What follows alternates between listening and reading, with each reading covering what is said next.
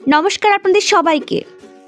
আজকে বাংলাদেশের রাঙামাটি জেলায় আসাম বস্তিতে অবস্থিত শ্রী শ্রী কৈবল্যকুঞ্জ রাম ঠাকুর আশ্রম মন্দির কমপ্লেক্সে চলে এলাম। মন্দিরে প্রবেশ করতেই প্রথমে আমরা শ্রী শ্রী মা মগধেশ্বরী মন্দিরটি দর্শন করলাম। আজকে এই ভিডিওর মাধ্যমে আমি আপনাদেরকে শ্রী শ্রী রাম ঠাকুরের জীবনী সম্পর্কে কিছু অলৌকিক ঘটনা সহ তার জীবনাদর্শ তুলে ধরার চেষ্টা করব। ওম শ্রী শ্রী কৈবল্যনাথায় নমঃ।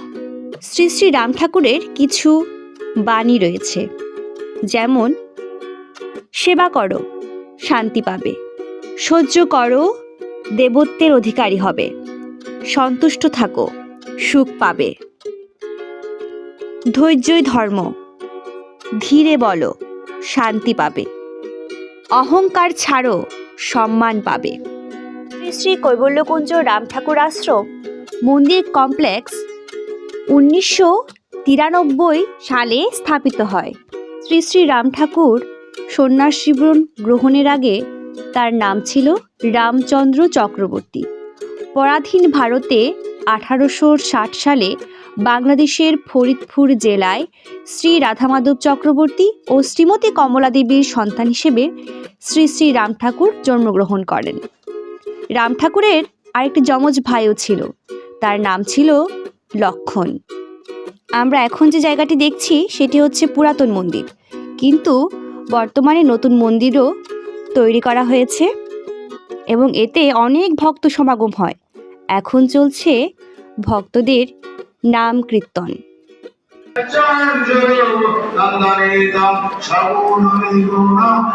ফিরে যাচ্ছি শ্রী শ্রী রাম ঠাকুরের কাহিনী বর্ণনায়। বাল্যকাল থেকে রামচন্দ্রের আধ্যাত্মিক চেতনার অধিকারী ছিলেন। শাস্ত্রে তার আগ্রহ ছিল প্রখর। মাঝে মাঝেই ঈশ্বর চিন্তা করে তিনি ভাব তন্ময় হয়ে যেতেন। ঈশ্বরকে কেন্দ্র করে নানা আধ্যাত্মিক প্রশ্ন তার মনে ঘুরপাক খেত। এই ঈশ্বরের খোঁজেই 1872 সালে সকলের অজ্ঞাতে তিনি গৃহত্যাগী হন। পরে পৌঁছান আসামের শ্রী শ্রী কামাখ্যা দেবীর মন্দিরে এবং এক অক্ষয় তৃতীয়ার দিন শ্রী শ্রী রাম ঠাকুর দেখেন জটাধারী দীর্ঘদেহী এক জ্যোতির্ময় মহাপুরুষ তার সামনে দাঁড়িয়ে। গুরু হিসেবে তিনি সেই দিব্য পুরুষকে গ্রহণ করলেন। শুরু হলো তার সাধনা ও আধ্যাত্মিক যাত্রা। কঠিন সাধনায় তিনি একসময় হয়ে উঠলেন অষ্টসিদ্ধি লাভ করা রাম ঠাকুর। বহু অলৌকিক ঘটনা তিনি ঘটিয়েছেন তার জীবদ্দশায়। তার দু একটি ঘটনা আজ আপনাদেরকে বলবো। একবার রাম ঠাকুর কলকাতায় এক ডাক্তার ভক্তের বাড়িতে ছিলেন।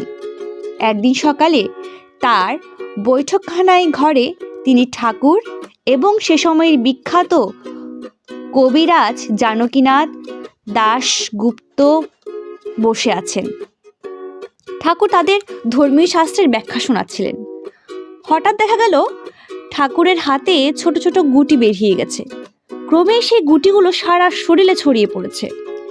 কবিরাজ জানকীনাথ দেখা মাত্রই বুঝতে পারলেন যে ওগুলো গুটি বসন্ত। সবাই আতঙ্কিত হয়ে উঠল। ঠাকুর হেসে বলল, ভয় পাওয়ার কিছু নেই, এর জন্য ওষুধের প্রয়োজন হবে না। এই কথা বলে ঠাকুর সেই গুটিগুলোকে এক এক করে টিপে টিপে বসাতে লাগলেন। কিছুক্ষণের মধ্যেই সে সব গুটি ঠাকুরের গা থেকে ম্যাজিকের মতো মিলিয়ে গেল। ঠাকুর বললেন, এ আমার রোগ নয়, অনেক দিন আগে আমার এক ভক্তের গুটি বসন্ত হয়েছিল। সেদিন তাকে পরিচর্যা করে যমের কাছ থেকে ফিরিয়ে এনেছিলাম। যম ছেড়ে দিলেও রোগ কি আর ছাড়ে? সেই ভক্তের রোগ আজ আমাকে ভোগালেও মারতে পারল না। আরেকবার ভক্ত রোহিণী বাবুর বাড়িতে এসেছেন ঠাকুর। সৎসঙ্গ শেষ করে খাওয়ার সময় ঠাকুর বললেন তিনি মাংস খাবেন। উপস্থিত সকলে খুব চমকে গেলেন। যে মানুষটা সারা জীবন একটা ফলও খান না, সে আজ মাংস খেতে চাইছে।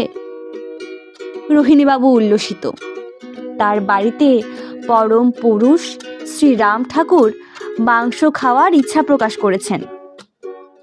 অবাক কাণ্ড তো বটেই, এই পরম সৌভাগ্য যেন তার। সঙ্গে সঙ্গে তিনি ঠাকুরকে এক বাটি মাংস এনে দিলেন। মুহূর্তেই সে মাংস খেয়ে ঠাকুর বললেন, আরও মাংস নিয়ে এসো, তোমাদের কাছে যা আছে সব নিয়ে এসো। সে রাতে বাড়ির সব রান্না করা মাংস খেয়ে শেষ করেছিলেন ঠাকুর। সে রাতে ঠাকুরের পেটে অসহ্য ব্যথা হয়।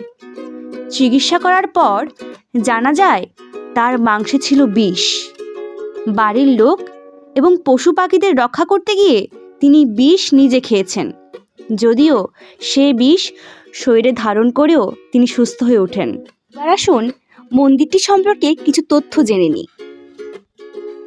আমরা এবারে কথা বলবো অত্র মন্দিরের পুরোহিতের সাথে, যিনি এখানে দীর্ঘদিন যাবৎ পৌরোহিত্য করছেন। আপনার নাম? আমার নাম জয় পাতর। আপনি এখানে কত বছর যাবৎ পৌরোহিত্যের কাজ করছেন? আমি আজকে বিগত 8 থেকে 8.5 বছর আচ্ছা আছি। আচ্ছা, এই মন্দিরের যে পূজা অর্চনা হয়, ভক্তগণ কয়টার সময় পুজো নিয়ে আসলে মানে সে পূজা দিতে পারবেন? দুপুর 11টার ভিতর নিয়ে আসতে হবে পূজা। আচ্ছা, আর পূজা নিজে করে আনলেই বেশি ভালো, তাই না? হ্যাঁ, ভালো হয়। হ্যাঁ, নাইলে তো আপনাদের উপর চাপ পড়ে। হ্যাঁ। আচ্ছা, আর প্রসাদ কখন বিতরণ করা হয়, কি বারে বা কোন সময় বিতরণ করা হয়? এখানে দুপুর 11টার ভিতর পূজা নিয়ে আসতে হবে এবং 12টার ভিতর ভোগ লাগানো হয়। অন্য ভোগ 12টা 15 থেকে 20 মিনিটে ভোগ খুলে দেওয়া হয়। তারপর 1টার পর থেকে প্রসাদ দেওয়া হয়। এটা কি প্রতিদিন নাকি? এটা প্রত্যেক দিনের হিসাব আর কি। এটা এমনিতে প্রত্যেকদিন অন্নভোগ হয়।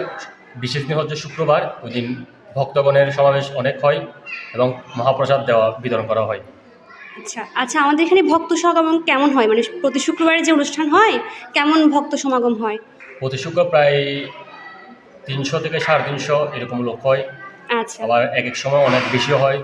আচ্ছা আচ্ছা আচ্ছা, আপনাদের মন্দিরে যে বিশেষ যে উৎসবগুলো হয় সেগুলো কখন হয়?